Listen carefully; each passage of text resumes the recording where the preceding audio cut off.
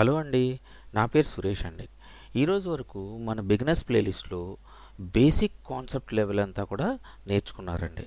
So ఈ basic concept level అంతా కూడా మనకి కంప్లీట్గా వచ్చిందా లేదా అని తెలియాలి అని అంటే మనం ఈ బేసిక్స్లో నేర్చుకున్న ప్రతి ఒక్క ఫంక్షన్ అవని, స్టేట్మెంట్స్ అవని, లూప్స్ అవని, ఏదైనా సరే ప్రతిదీ కూడా ఓకే. అలాగే ఇన్బిల్ట్ ఫంక్షన్స్, ఇలా ప్రతి దాన్ని యూజ్ చేసి కొంతవరకు మనం ప్రాక్టీస్ చేయాలండి.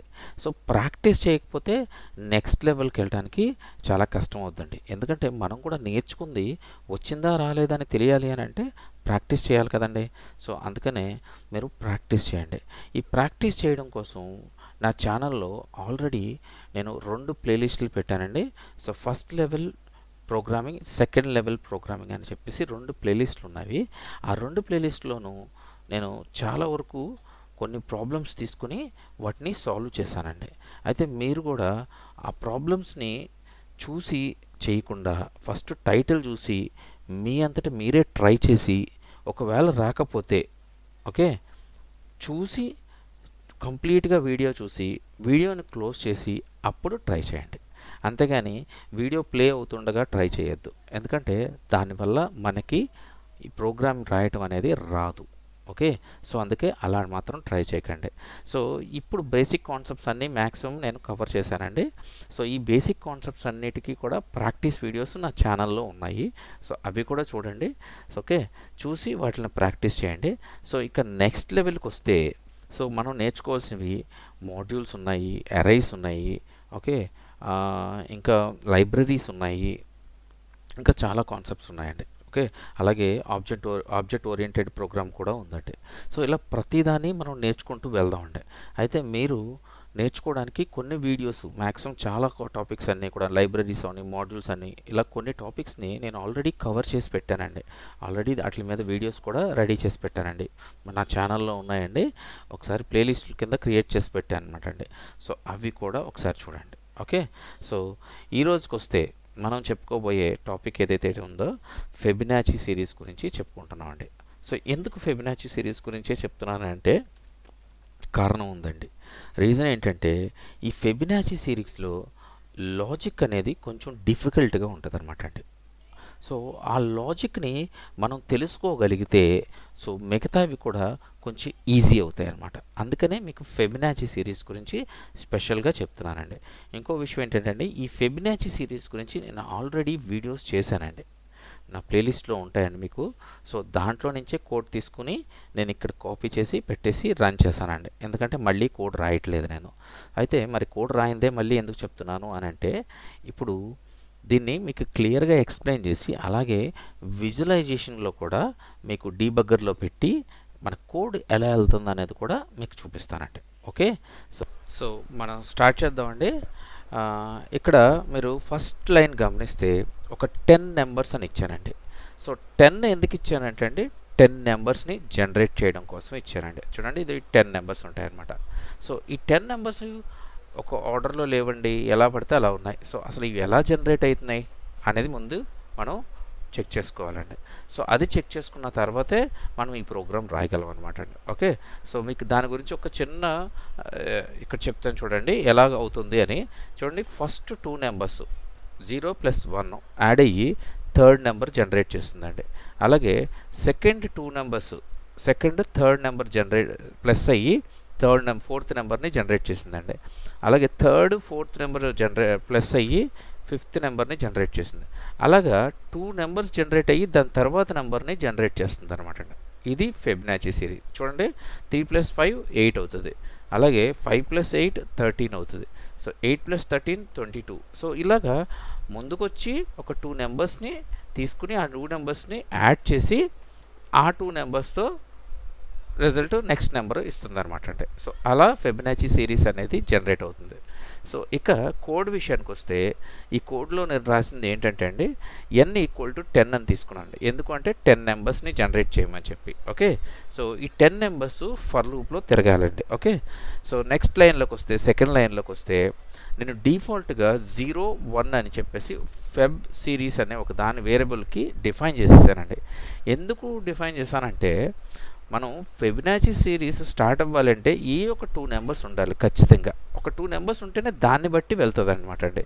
సో అందుకనే 0, 1 అని ఒక 2 నెంబర్స్ని ఇచ్చేసానండి లిస్ట్లో. సో ముందే చెప్పేసాను అనమాట 0, 1 లిస్ట్లో ఉంది అని. ఓకే, చెప్పేసిన తర్వాత అప్పుడు ఫర్ లూప్ రాశానండి. ఎలాగో 0, 1 ఇచ్చేసాను కాబట్టి నెక్స్ట్ 2 నుంచి తీసుకున్నానండి. ఓకే, సో 2 నుంచి n వరకు, n అంటే 10 వరకు అనమాట. సో 2 నుంచి n వరకు తీసుకున్నాను అంటే 10 టైమ్స్, ఈ 10 టైమ్స్ కూడా కాదండి 8 టైమ్స్ మనకి ఈ యొక్క లూపు తిరుగుతుంది అని అర్థం అనమాట.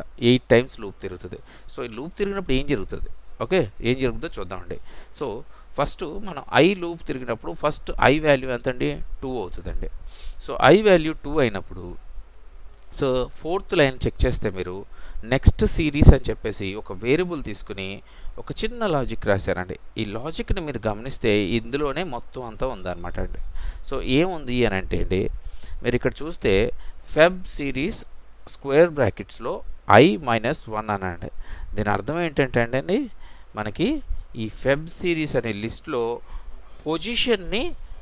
పొజిషన్ని చెక్ చేస్తుందని అర్థం అనమాట అండి. పొజిషన్ చెక్ చేయడం అంటే అండి, ఇప్పుడు 0, 1 ఉందండి. 0, 1 పొజిషన్ ఏంటండి లిస్ట్లో, మనం పొజిషన్స్ గురించి ఆల్రెడీ స్టడీ చేసాం. సో 0, 1 పొజిషన్ ఏంటండి 0, 1. ఒకవేళ ఇంకొక నెంబర్ యాడ్ అయింది అనుకోండి, చూడు ఇప్పుడు ఈ లిస్ట్ చూద్దాము. ఈ లిస్ట్లో పొజిషన్ ఏంటండి, ఈ పొజిషన్ 0, ఇది 1, ఇది 2, ఇది 3, ఇది 4, 5, 6 కదండి. సో ఇక్కడ మనం స్క్వేర్ బ్రాకెట్స్ ఇచ్చి ప్రతి దాని యొక్క పొజిషన్ని మనం తెచ్చుకుంటున్నామండి.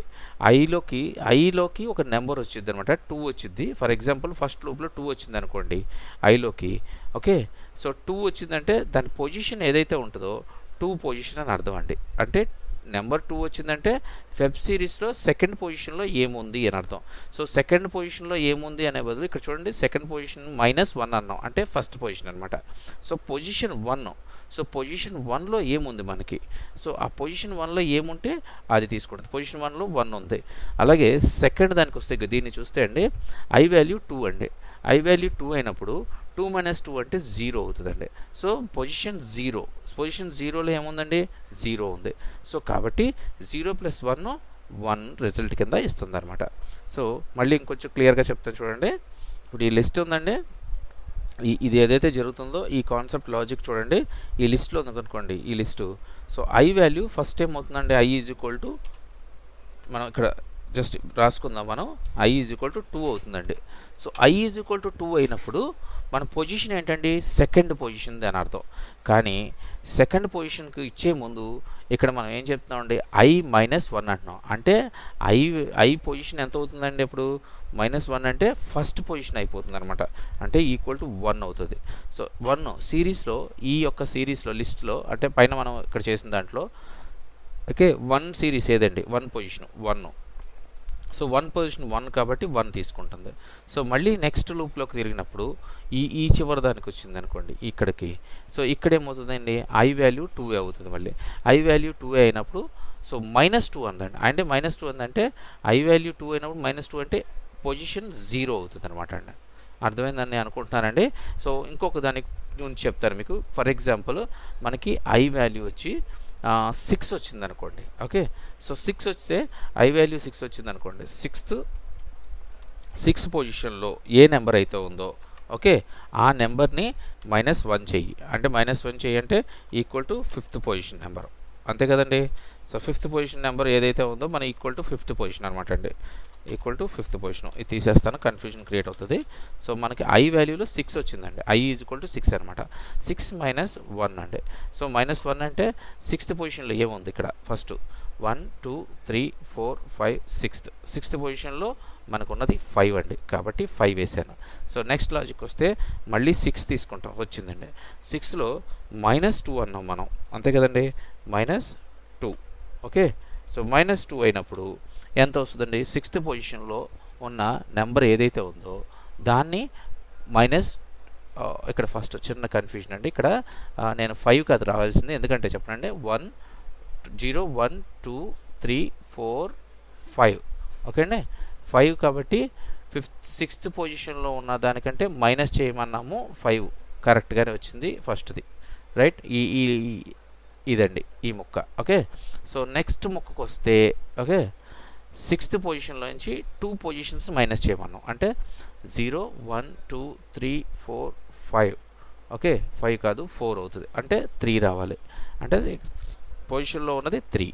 సో 5 ప్లస్ 3 నెక్స్ట్ పొజిషన్కి 8 వచ్చింది. అంటే ఇక్కడ మీకు జరుగుతుంది ఏంటంటే ప్రతి ఒక్క పొజిషన్కి -1 పొజిషన్ అవుతుంది, -2 పొజిషన్ అవుతుంది. అంటే పొజిషన్స్ని ముందుకు జంప్ అవుతున్నాయి అనమాట. ఆ జంప్ అయిన దగ్గర నుంచి వాల్యూ తెచ్చుకుంటుందండి.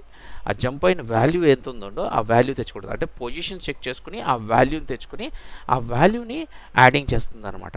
సో అది ఇక్కడ జరుగుతున్న లాజిక్ అనమాట అండి. జరిగిన ప్రతి ఒక్కటి వచ్చిన నెంబర్ ప్రతి ఒక్క నెంబర్ని ఈ నెక్స్ట్ సిరీస్ అనే దాంట్లో సేవ్ చేసి పెడుతున్నానండి. ఆ సేవ్ చేసింది Feb_ సిరీస్లోకి అపెండ్ చేస్తున్నాను. అంటే ఈ లిస్ట్లోకి యాడ్ అవుతుంది. సో ఈ లిస్ట్లోకి యాడ్ అయిన తర్వాత ఫైనల్లీ మనం ఆ లిస్ట్ని ప్రింట్అవుట్ చేస్తామండి. ప్రింట్ చేయడం వల్ల మనకి ఈ లిస్ట్ ఇలా జనరేట్ అవుతుంది అనమాట. ఓకే, సో ఇప్పుడు ఇదే కోడ్ని మనకి పైథాన్ ట్యూటర్లో మీకు ఎక్స్ప్లెయిన్ చేస్తానండి. ఇక్కడ చూడండి, ఇక్కడ క్లియర్గా ఉంటుంది. పైథాన్ ట్యూటర్ అయితే మనకి పైథాన్ ట్యూటర్ విజువలైజ్. ఓకే, ఇక్కడ చూడండి, నెక్స్ట్ క్లిక్ చేస్తాను. సో ఫస్ట్ మనం Feb_ సిరీస్లో ఆల్రెడీ 2 ఆబ్జెక్ట్స్ని డిసైడ్ చేసేసామండి. సో మనకి లిస్ట్లో ఒక 2 వాల్యూస్ ఉన్నాయన్నమాట. అదిగో 0 1, అందుకే మనకు ఆబ్జెక్ట్స్లో 2 వచ్చేసినాయి. ఓకే, సో నెక్స్ట్ క్లిక్ చేస్తే ఫర్ లూపు మనకి ఎగ్జిక్యూట్ అయ్యింది. ఫర్ లూప్లో ఐ వాల్యూ వచ్చి 2 వచ్చిందండి.